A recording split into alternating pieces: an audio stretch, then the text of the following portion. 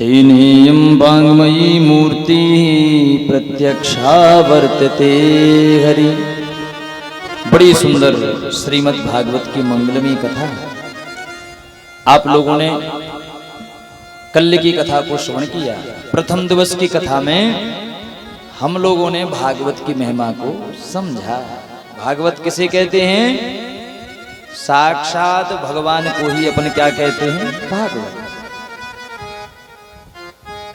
भगवान के स्वरूप का वर्णन, भगवान की इतनी महिमा है। आप में लाखों बुराइयां हों, यदि एक अच्छा गुण है तो उस गुण पर भगवान रीझ जाते हैं। न जाने कौन से गुण पर दयानिधि रीझ जाते हैं। संसार के लोग बुराइयां ढूंढते हैं, अवगुण ढूंढते हैं, इसमें कौन सी बुराई दिख जाए और मैं इसका अपमान कर दूं। लेकिन भगवान एक ऐसे हैं, आप में लाखों बुराइयां क्यों ना हों, यदि एक अच्छा गुण है तो एक अच्छे गुण पर भगवान आपका कल्याण कर देंगे। बोलो राधे राधे। कल की कथा हम लोगों ने सुनी। धुंधकारी ने जीवन पर्यंत पाप किया। क्या किया? पाप। पाप करते करते मर गया और मरने के बाद क्या बन गया था? प्रेत। तो ऐसे उस पापी की मुक्ति गया जी से नहीं हुई थी। हाँ, ये मत समझो कि पाप किया बाद में गया जी में श्राद्ध कर दिया, तर्पण कर दिया, मुक्ति हो जाएगी। कई इतने पापी होते हैं, इतना पाप जीवन में करते हैं कि उन पापियों की मुक्ति गया से भी नहीं हो सकती। लेकिन ऐसे पापियों की मुक्ति यदि हो सकती है तो श्रीमद् भागवत महापुराण से, श्रीमद् भागवत की कथा से। धुंधकारी जैसे जो महान प्रेत था, बहुत बड़ा प्रेत, उसकी भी मुक्ति कैसे भई? भागवत की कथा से।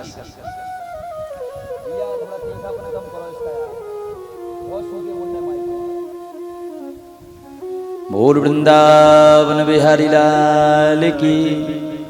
तो जीवन में कितना भी बड़ा पाप बन जाए और यदि भगवान का भजन कर लिया जाए, भगवान की कथा सुन ली जाए, तो ऐसे पाप से भी छुटकारा मिल सकता है। कल हम लोगों ने भागवत की विधि को समझा। 3 प्रकार के श्रोता होते हैं। कितने? 3। एक होते हैं श्रोता,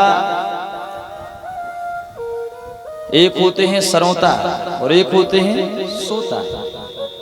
कथा में तीनों आते हैं। हाँ, श्रोता भी आते हैं, कई लोग बेचारे कथा सुनने आते हैं, और कई लोग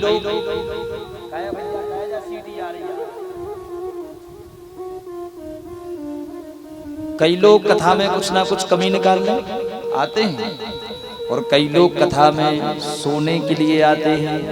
हाँ, लेकिन कल्याण किसका होता है? जो ध्यान पूर्वक भगवान की कथा को सुनेगा उसका कल्याण हो जाएगा। तो भागवत की कथा वैसे फलाहार करके सुनना चाहिए। कैसे?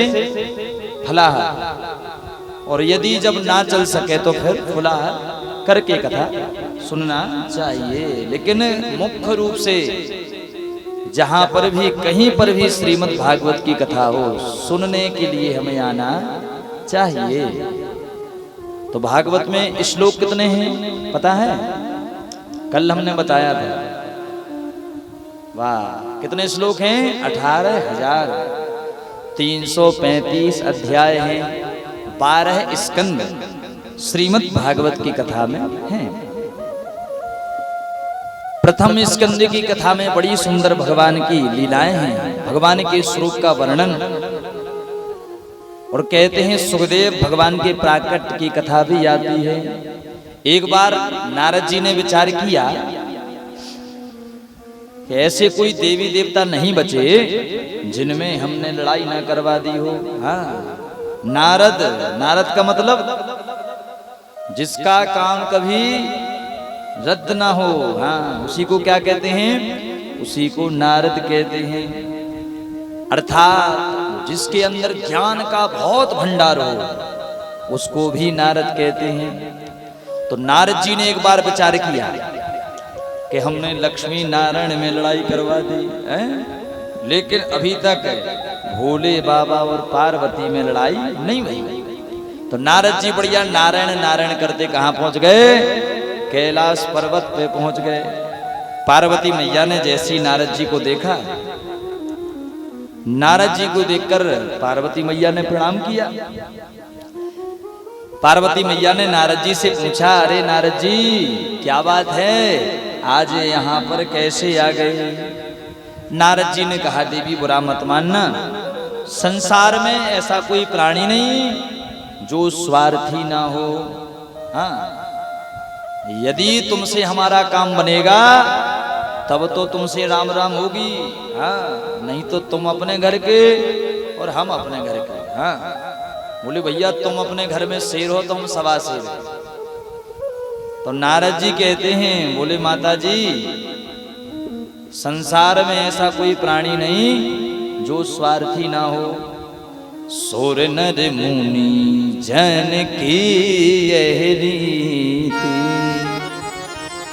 सोर नर मुनि सब, देवता भी स्वार्थी यानी मनुष्य भी स्वार्थी, सब लोग नंबर 1 के स्वार्थी हैं। प्रेम तो कहीं बचा नहीं, सब लोग दिखावा करते हैं।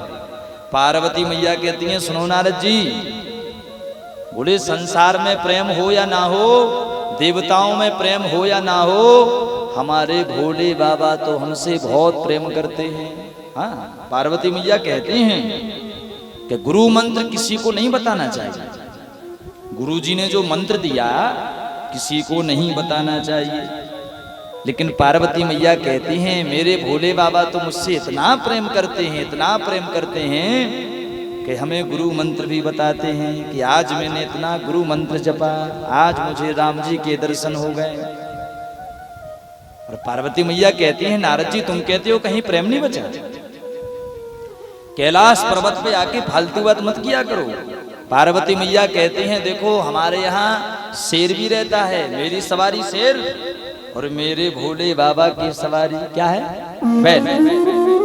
शेर यदि बैल को देख लेगा तो खा जाएगा, लेकिन कैलाश पर्वत पर शेर और बैल दोनों एक जगह ही पानी पीते हैं। कहते हैं भोले बाबा नाग को लपेटे रहते हैं। किसको? सर्प को। सर्प और मोर, मोर यदि सर्प को देख लेगी तो तुरंत खा जाएगी, लेकिन मोर और सर्प दोनों कैलाश पर्वत पर बड़े ही भाव से रहते हैं। पार्वती मैया कहती है, नारद जी तुम कहते हो प्रेम नहीं बचा, इतना तो प्रेम है। नारद जी ने भी कह दिया, माता जी मेरा नाम भी नारद है। हाँ, आज अगर मैंने तुम में लड़ाई ना करवा दी तो मेरा नाम नारद नहीं। नारद जी बोले, देवी जी बोले मानना पड़ेगा, सचमुच भोले बाबा आपसे बहुत प्रेम करते हैं, लेकिन मैया एक बात तो बताओ, भोले बाबा के गले में जो मुंडों की माला है वह मुंड किसके हैं? इतना पार्वती मैया ने सुना, पार्वती मैया का चेहरा लटक गया। बोले सुनो नारद जी, हमारे भोले बाबा हमसे प्रेम तो बहुत करते हैं, लेकिन उनके गले में जो मुंडों की माला है वह मुंड किसके हैं ये तो मुझे भी पता नहीं है। नारद जी को मौका मिल गया, अरे देवी कोई किसी से प्रेम नहीं करता। हाँ, यदि प्रेम करते तो सबसे पहले तुम्हें बताते कि गले में सिर किसके लटकाए हैं। ऐसा होता है। नारद जी कहते हैं भोले बाबा बिल्कुल प्रेम नहीं करते, यदि प्रेम करते तो बताते सिर किसके। पार्वती मैया का माथा खराब हो गया, पार्वती मैया गुस्से में आ गई। नारद जी ने सोच लिया हमारा काम बन गया, भोले बाबा की समाधि खुल गई। बम भोले सोई नारद जी बोले। नारद जी कहते हैं देवी जी अब हमारे जाने का समय हो गया, आपको पता है हम 2 घटी से ज्यादा कहीं नहीं रुक सकते। नारद जी महाराज जाने लगे। भोले बाबा ने नारद जी से कहा, अरे नारद कहाँ जा रहे हो? नारद जी ने कहा, भोले बाबा आपको तो पता है कि 2 घड़ी से ज्यादा हम कहीं रुक नहीं सकते, अब हमारे जाने का समय हो चुका है। और जिस काम के लिए मैं आया था वह काम मैंने कर दिया। नारद जी कहना चाह रहे मैं तो आग लगाने आया था, सो आग मैंने लगा दी, हाँ अब बुझाते रहो। नारद जी इतना कह के चले गए। पार्वती मैया गुस्से में आ गई। भोले बाबा पार्वती मैया के पास पहुंच गए। पार्वती से कहा, पार्वती क्या बात है? अरे नारद की बातों में मत आना। हाँ नारद का तो काम है इसका उसका झगड़ा करवाना, इसीलिए उसकी बातों में विश्वास मत करना, बिल्कुल भी विश्वास मत करना। पार्वती मैया कहती हैं सुनो जी, वो हमारे गुरुजी हैं और गुरुजी जो भी बात बताएंगे सही बताएंगे। भोले बाबा कहते हैं अरे पार्वती मैं तुमसे इतना प्रेम करता हूँ, गुरु मंत्र किसी को नहीं बताना चाहिए। श्री राधे भैया यह जो तिलक की व्यवस्था है इसको आप लोग थोड़ा बंद करें तो अच्छा है, क्योंकि कथा में डिस्टर्ब होते हैं। भागवत में आए हैं सब लोग, बाद में कर दिया करो लास्ट में, या फिर जब भजन चले तब कर दिया करो, थोड़ा उनको रोको अभी। बोल वृंदावन बिहारी लाल की जय। जब भजन चले आपसे निवेदन है, जब भजन चले तभी तिलक की व्यवस्था करो। तिलक लगाना है, कथा के बीच में नहीं, डिस्टर्ब हो जाता है। बोल वृंदावन बिहारी लाल की जय, राधा रानी सरकार की जय। भोले बाबा कहते हैं अरे पार्वती मैं तो तुमसे इतना प्रेम करता हूँ कि गुरु मंत्र किसी को नहीं बताना चाहिए, लेकिन मैं गुरु मंत्र भी बता देता हूँ। पार्वती मैया कहती हैं भोले बाबा यदि तुम हमसे प्रेम करते तो हमें बताते कि जो आपके गले में मुंडों की माला है वह मुंड किसके हैं। भोले बाबा हंसने लगे, अरे पार्वती यही तो हमारे प्रेम की निशानी है। अच्छा कैसी निशानी? भोले बाबा कहते हैं अरे पार्वती जब तुम समाप्त हो जाती हो, मर जाती हो, तब तुम्हारी याद में मैं इतना पागल हो जाता हूँ कि तुम्हारे मुंड को ही, सिर को ही धारण कर लेता हूँ। पार्वती मैया ने कहा अच्छा मैं मर जाती हूँ? अच्छा तो भोले बाबा आपने ऐसी कौन सी जड़ी बूटी खा रखी है कि आप तो अमरनाथ बन गए हैं और मरना जीना मेरे साथ लगा है? तब भोले बाबा कहते हैं अरे पार्वती हमने अमर कथा का पान कर रखा है। तब पार्वती मैया ने कहा हे भोले बाबा अब हमें भी अमर कथा सुनाओ, हम भी अमर कथा सुनना चाहती हैं। तब भोले बाबा अमरनाथ धाम गए और भोले बाबा ने डमरू को बजाया। भोले बाबा ने डमरू बजाया, आनंद छा गया और जितने जीव जंतु थे महाराज सब वहां से पलायन कर गए। एक तोते का अंडा पड़ा हुआ था। भोले बाबा ने सोचा अभी तो इस जीव का जन्म नहीं हुआ, प्रादुर्भाव नहीं हुआ, तो ये हमारी कथा को क्या सुनेगा। भोले बाबा ने पार्वती मैया को बड़ी सुंदर कथा सुनाई। पार्वती मैया से भोले बाबा ने कहा बोले सुनो जी जब हम कथा सुनाते हैं तो नेत्रों को बंद कर लेते हैं, इसलिए तुम हुंका देते जाना। हाँ जैसी माताएं कहानी नहीं सुनाती, एक राजा था बालक कहता है हूँ, एक रानी थी बालक कहता है हूँ। तो ऐसे ही भोले बाबा ने कथा सुनाई तो पार्वती मैया हुंका देने लगी।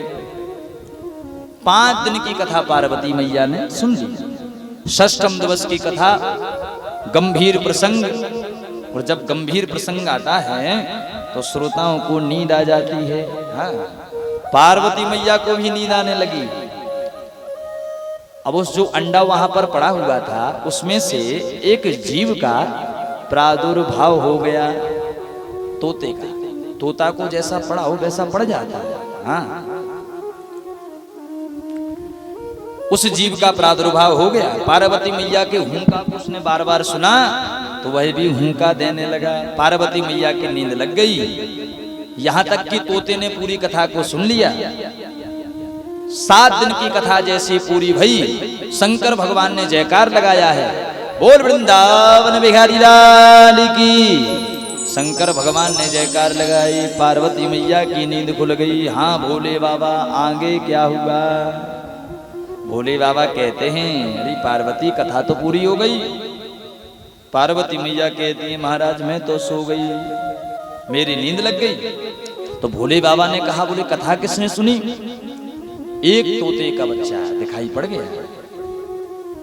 भोले बाबा को गुस्सा आ गया कि पीछे बैठकर इसने हमारी कथा की चोरी करी, कथा को पीछे बैठकर सुना, इसलिए कथा को पीछे बैठकर नहीं सुनना चाहिए।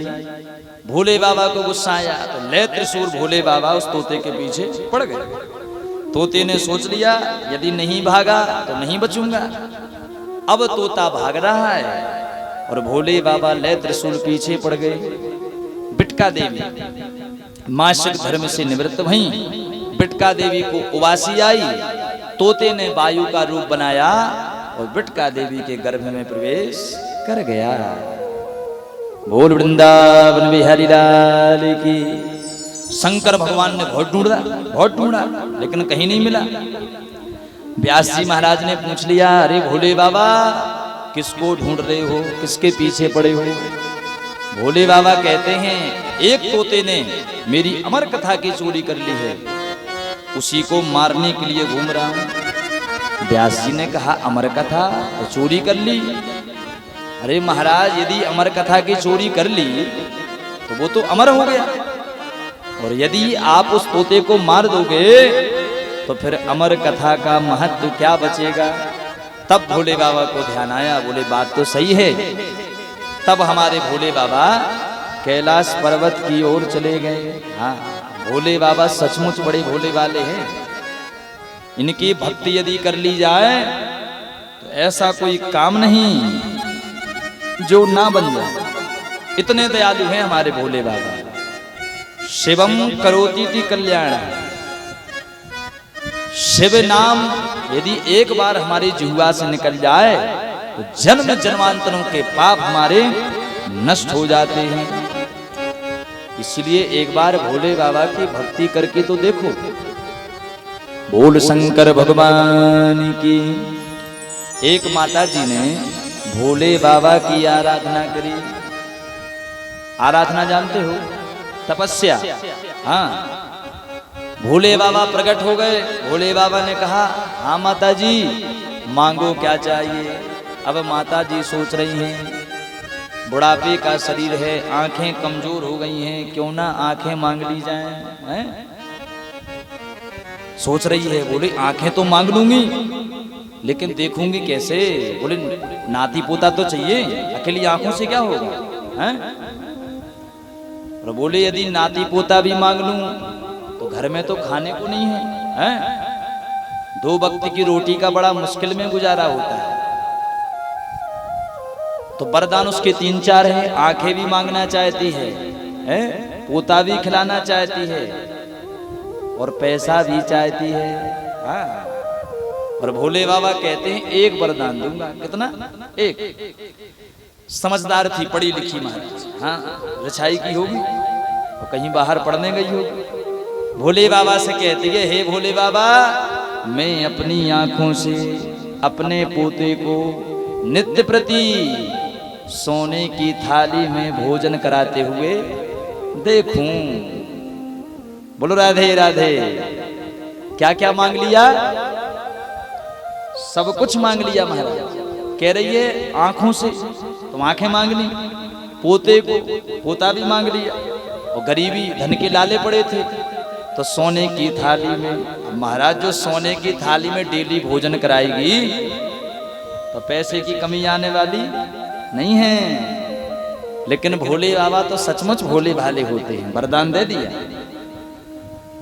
तो ऐसे ऐसे भक्त भी चालाक होते हैं। लेकिन हमारे भोले बाबा सबको प्रसन्न रखने वाले हैं, सबको वरदान दे देते हैं। इसलिए भैया हमें भोले बाबा की आराधना करना चाहिए। आप लोग जल चढ़ाने आते हो कि नहीं? कौन कौन आता है? हाथ उठाओ। बस 1-2। आप लोग नहीं आते? क्यों? भोले बाबा से कोई दुश्मनी है क्या? है? इतना सुंदर मंदिर है, बढ़िया भोले बाबा की प्राण प्रतिष्ठा भई, तो आप लोगों का दायित्व है। दिन भर करते क्या हो? कौन सा काम है दिन भर बताओ? मनुष्य में और जानवर में थोड़ा अंतर है, ज्यादा नहीं है। देखो पशु भी अपना पेट भर लेते हैं कि नहीं? बोलो, भर लेते हैं। हमें भी अपने बालकों की चिंता है, तो तुमसे ज्यादा पशुओं को, जानवरों को अपने बाल बच्चों की चिंता है कि नहीं? तो हम भी खाते हैं, वो भी खाते हैं, हम भी बच्चे पालते हैं तो वो भी पालते हैं। तो हम में और जानवर में, मनुष्य में जानवर में अंतर क्या बचा? यदि खाने पीने सोने तक ही सीमित रहे और इसी में पूरा जीवन गवा दिया, तो हमसे बढ़िया तो जानवर हैं। हाँ, इससे बढ़िया तो जानवर बना देते, वो अच्छा है। मनुष्य जीवन सिर्फ खाने पीने सोने के लिए नहीं मिला है। 24 घंटे में से कम आधे घंटा तो भगवान को दो। अब बताओ, आपके गांव में इतना सुंदर मंदिर है भोले बाबा का, तो आना चाहिए, दर्शन करना चाहिए। 2 मिनट की रास्ता नहीं है, 2 मिनट। क्यों माता? लेकिन आप लोग दर्शन करने नहीं आते।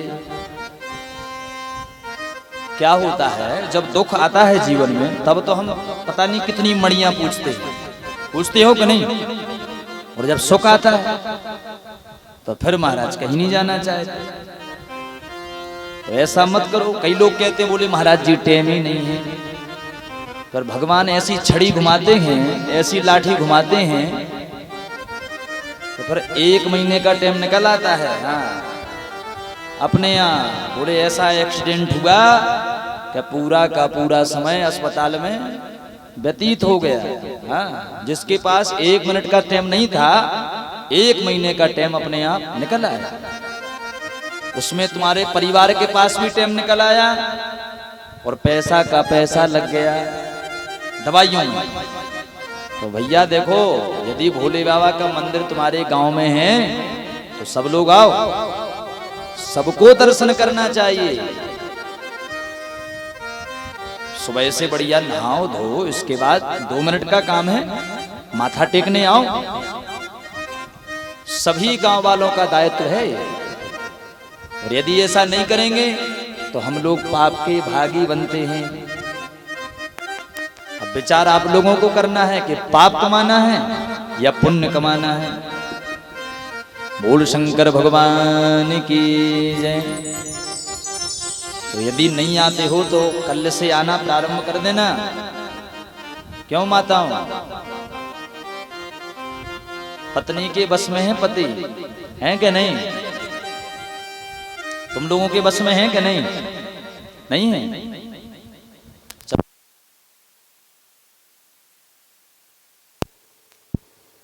श्री राधे। बोल वृंदावन बिहारी लाल की। तुम लोगों के बस में है कि नहीं पति? नहीं है। बोले हम स्वयं बस में नहीं है, तो वो कहां से बस में हो? हैं? अरे भाई, जब आप स्वयं जल चढ़ाने आओगी शंकर भगवान के लिए, तभी तो पतिदेव आएंगे। कहते हैं दूसरों को उपदेश देना सरल है, जीवन में उतारना बड़ा कठिन है। इसलिए जीवन में पहले स्वयं तो उतारो। स्त्री एक ऐसी है कि घर को स्वर्ग बना देगी और घर को नरक बना देगी। हाँ, इसलिए माताओं, आप लोग यदि चाहें तो आप आएं।